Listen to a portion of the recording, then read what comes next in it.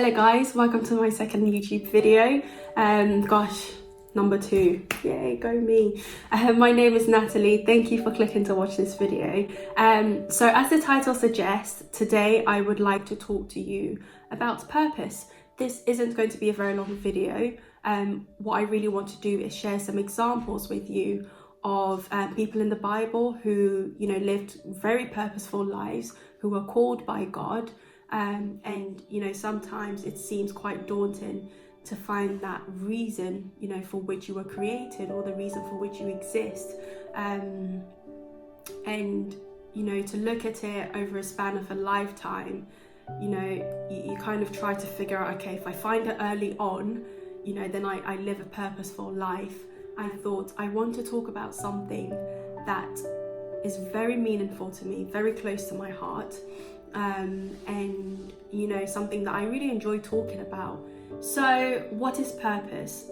Purpose is the reason for which something is done, the reason for which something is created, or the reason for which something exists. Like I said in the beginning, it can seem sometimes quite elusive, and the examples that I'm going to go through with you today show different processes that people went through to discover their purpose and to fulfilling their purpose. So there are two categories of people that I want to talk about. The first category are people who did what came naturally to them, and that's how they were called by God and they started to fulfill their purpose. The second set of people were called or were chosen through their diligence in their service to God. Starting with that first category of people who were doing things that came naturally to them, I'd like to start off by talking about David. King David, his story is one of my favorite stories in the Bible. I love to study his life because, he had such an interesting life. David was someone who, from a young age, had a caring nature. He tended sheep. He loved to be out in the open, praising God, singing hymns. And I think, that's one of the qualities that God saw and said, this is a man after my own heart. And through that, through his natural abilities, he was chosen as a leader of Israel, which is no easy job, as you can read in the Bible. So that's the first example. The second one is Queen Esther in the Bible.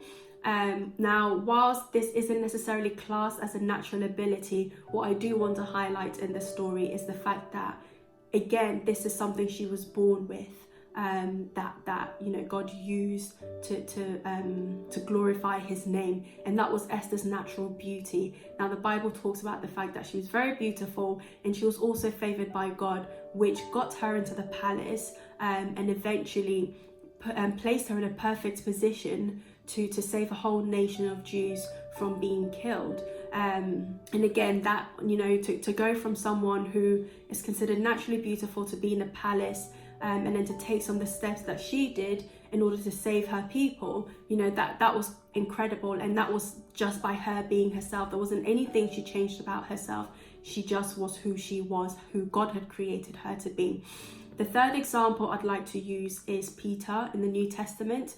Now, Peter, when you read Peter's first encounter with Jesus, Peter was fishing for fish. And Jesus saw him and said, I'm going to make you a fisher of men. And Jesus was able to use his natural ability and turn it around into something that could be used in the kingdom. So these examples are really just to show you that, there are so many people with so many amazing talents who maybe sometimes take their talents for granted.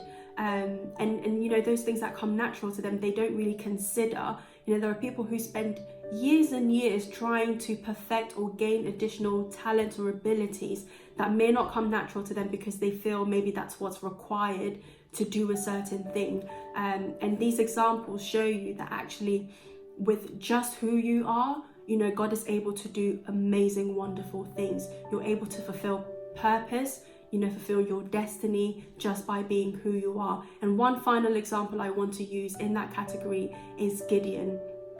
Gideon was one of the judges of Israel, and again, Gideon was out in the field working when he encountered the angel, And, you know, God said to him, I'm going to use your strength.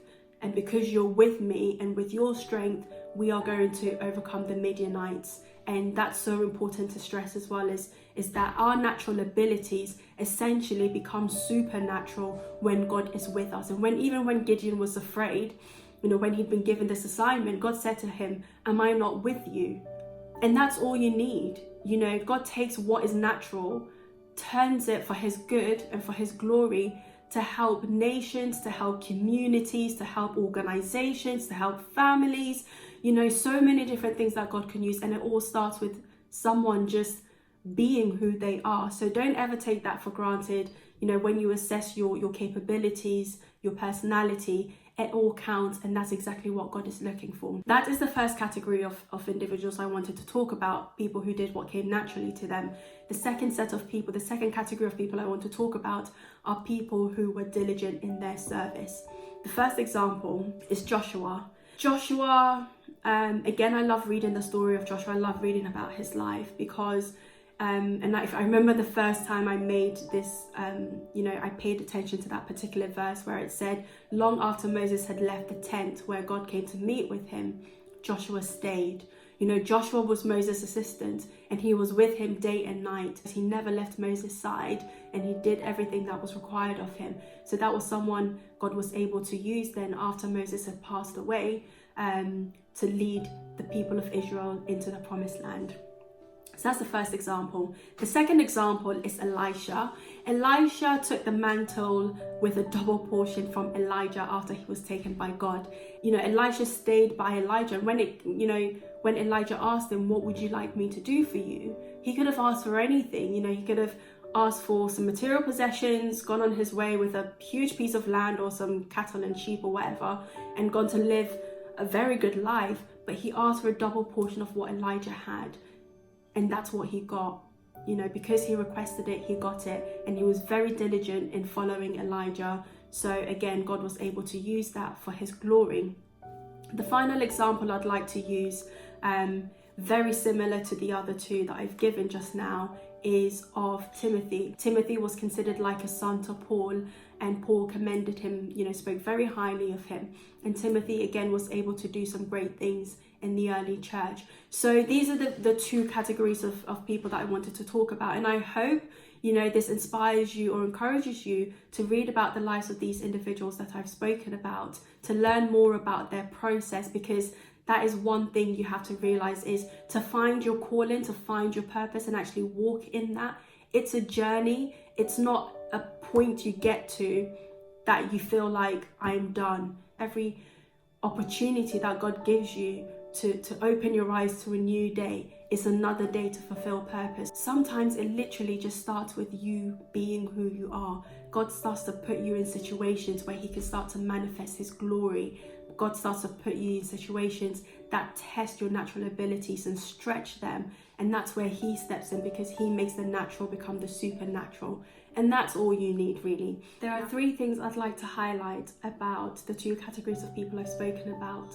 One of them is that all of those individuals were humble. They had a servant's heart, and that's what God was able to use. God resists the proud and shows favor to the humble. You know, David, Esther, all of those individuals were great examples. You know, Gideon were people who, even though had natural abilities, you know, still couldn't do anything without the favor of God, and they needed God to be with them. So it's very important in your walk with God to remain humble, to have a servant's heart.